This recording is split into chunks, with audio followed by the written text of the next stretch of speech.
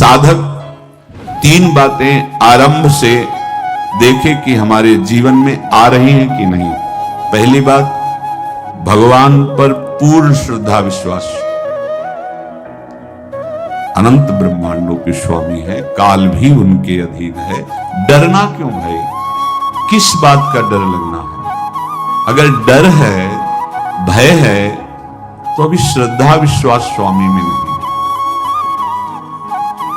अगर हमें हृदय में कष्ट अपना प्रभाव पहुंचाना चाहता है, तो जैसे कोई ठंडी से बहुत कांप रहा हो और माता दौड़कर आवे, अपने हृदय से लगा के अपने शरीर का ताप देकर उसकी ठंड को दूर कर दे, ऐसे प्रिया जी करती है, ऐसे प्रियालाल करते हैं। ये कहा कहो बड़ भाग, नित नित रति हरिवंश हित, नित बरधत अनुराग, यह जो कृपा हरिवंश की। ये अपनो भाग आपन मुख, कहा तुझ श्री हरिवंश बल, हरिवंश भरोसे भय निडर, सो नित गर्जत हरिवंश बल। देखा है, कष्टों की बौछार है, ऐसे जैसे ऊपर से वर्षा हो रही है, भगवान शेष फणों का छत्र, संवर्तक मेघ प्रलयंकारी वर्ष रहे, गिरिराज जी का छत्र। ऐसे भक्त को कृपा छत्र से हर समय सुरक्षित रखा जाता है। भक्त बनने के लिए कोई विशेष लायकात की आवश्यकता नहीं। मैं समस्त गुणों से हीन, पर मैं अपने प्रभु का, बस यही लायकात है। प्रभु की सिवा यदि आपका कोई अन्य आश्रय है तो आपको धोखा लगेगा। नहीं तो सच्ची कह रहे हैं, इसी जन्म में निहाल हो जाओगे। एक बात केवल स्वीकार करो कि प्रभु के सिवा मेरा कोई नहीं, और है भी नहीं। स्वीकार कर लोगे तो तुम्हें अनुभव में आने लगे। हम प्रतिपल देखते हैं, प्रतिपल। वो केवल अपनापन चाहते, केवल अपनापन, कोई दूसरा नहीं होना चाहे। बस कहां? बाहर तो देखो आप सब हमारे हो, अंदर से आप सब श्री जी के हो और हम आपके सेवक हैं। बाहर से आप गुरु मानो, जो भाव मानो, वो आपको श्री जी जाने। अंदर से हमारे आप श्री जी के जन हो, हम आपके सेवक हैं। बाहर से कुछ भी व्यवहार मानो, कोई बाहर से व्यवहार का कोई अस्तित्व नहीं, अंदर की बात का अस्तित्व होता है। आप सब हमारी स्वामिनी के परिकर हो, हम आपके दास हैं। बस इस बात से हमारा अपनापन आपसे है, नहीं श्री जी के सिवा किसी से कोई अपनापन नहीं। कि आप इसका प्रभाव समझिए। प्रभु को सिर्फ अपनापन चाहिए, सिर्फ अनन्यता। यदि उपासक में तीन बातें नहीं है तो अभी थोड़ी गड़बड़ी है। पहला, दृढ़ श्रद्धा विश्वास। दृढ़ श्रद्धा, अब अब तो हाथ उठने का समय आ गया। आप क्या, आप नहीं।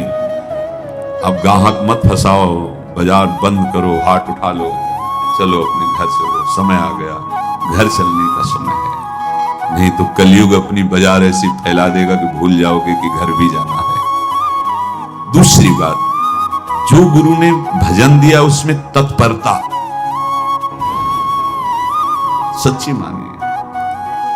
जीवन भर कभी इस प्रमाद को गुरु कृपा से आने का अवसर नहीं दिया गया कि चैन से सोए हों और चैन से खाए हों। पूरे जीवन कभी सुविधाओं को स्वीकार नहीं, पर साधन मार्ग में कभी भी शिथिलता नहीं हुई, तत्परता है। प्रभु पर पूर्ण श्रद्धा विश्वास और गुरु प्रदत्त साधन पर तत्परता। और तीसरा खास विषय, इंद्रियों से भोगों को न हो। तब ये जो रंग है परमार्थ का, तब अब दो चार माला की मनमानी आचरण किए कहते हैं हमें भगवदानंद की स्फूर्ति नहीं होती। आपने रास्ता रखा है भगवदानंद का, बाजार लगाए बैठे हो अंदर हृदय में, अन्य आसों की, अन्य भोगों की, अन्य चाहों की, अन्य मान्यताओं की। अरे खाली करो, ये सब माया का खेल है। एकमात्र प्रभु, बस जब ठन जाएगी ये बात। अच्छा गौर से देखो क्या है, जब चलोगे तो क्या होगा। चलने की तो सोचो, उस दिन की सोचो जिस दिन चलना है, और किस दिन चलना है पता ही नहीं है। तब तो और होश में हो जाओ। आपको कोई भी यहां सहयोग देने वाला नहीं, कोई भी वस्तु आपकी नहीं, कुछ भी आपके साथ नहीं जाएगा, तो होश में हो जाओ, संभाल लो, आगे की गति मत बिगाड़ो। 3 बातों पर ध्यान दीजिए। श्रद्धा और विश्वास अटूट अपने इष्ट पर। दूसरी बात, हमारे हृदय में जो गुरुदेव ने उपासना का बीज रोपण किया, तत्परता। देखो, आपको हृदय की बात कहता हूं, माया के पास केवल प्रलोभन है, ये सुख में बांधती है। सुख का प्रलोभन अच्छे से सजा के पेश करके देना, साधक को भ्रष्ट करना, ये इसका स्वभाव है माया का। माया किसी व्यक्ति का नाम नहीं, किसी शरीर का नाम नहीं। भगवत विमुखता जिस वस्तु व्यक्ति स्थान से हो, वही माया है। माया का मतलब थोड़ी जिसे कोई स्त्री शरीर पे आरोप कर दे या पुरुष शरीर पे आरोप कर दे, ये तो माया है, तो और क्या है? मैं, मोर, तोर, तय और जहां तक इंद्रियां जाए, जहां तक मन जाए, सब माया ही है। इसको देखा है भगवान के पार्षदों में। ये क्या करती है? चमकीली लेबिल लगाकर, सुख का चारा डाल करके जीव को बांधती है। इससे सुख मिलेगा, बहुत सुंदर है ये वस्तु, ये शरीर, ये व्यक्ति, ये स्थान, ये पद, इससे वो बांधती है। विवेक ऊपर के लेवल का तत्काल ऑपरेशन करता है, वो आंतरिक विषय पर दृष्टि डालता है तो सब खोखला निकलता है, बाहर निकल क्रॉस कर जाता है।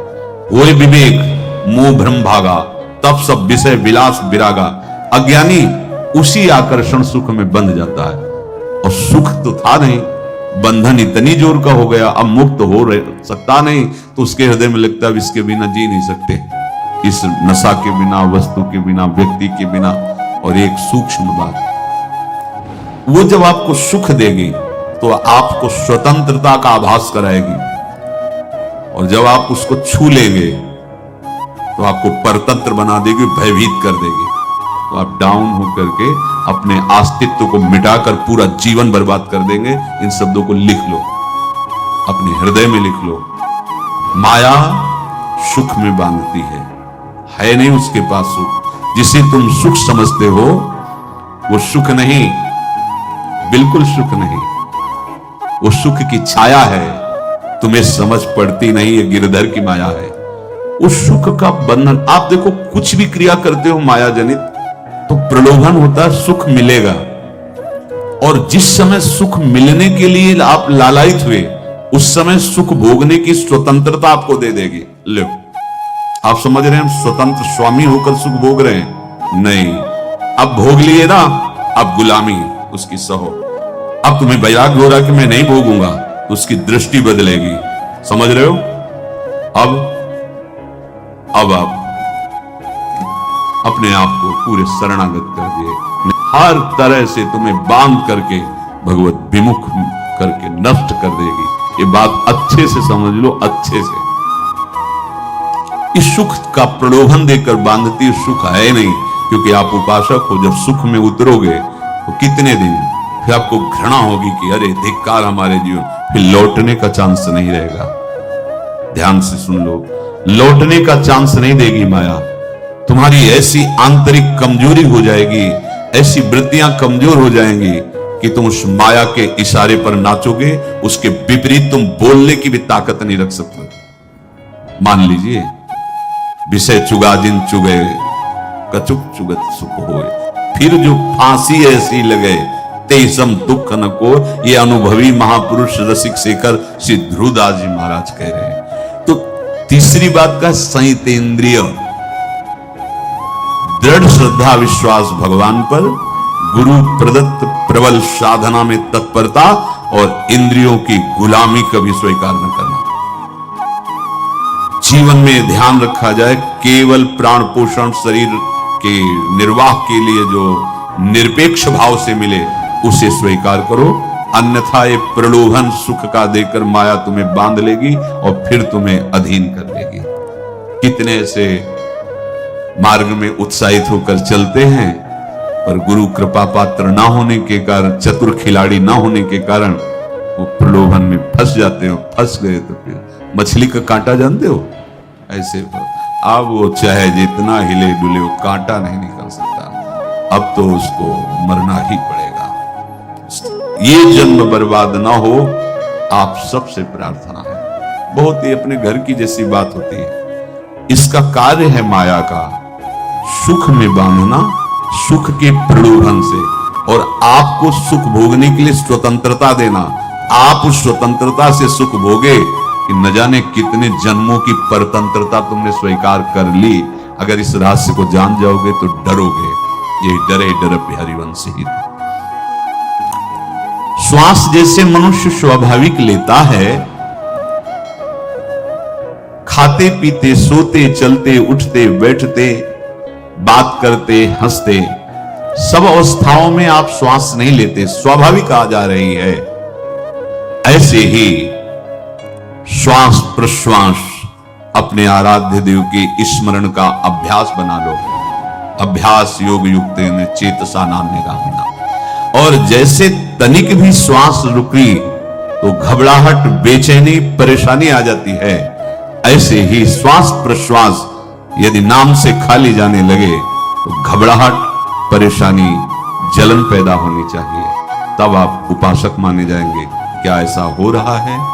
क्या हृदय की ऐसी स्थिति है तो धन्यवाद, नहीं है तो इसी की प्राप्त करने के लिए प्रियाजू ने हमें अपने मार्ग में घसीटा है, चाहे वो गृहस्थ हो चाहे वो विरक्त हो।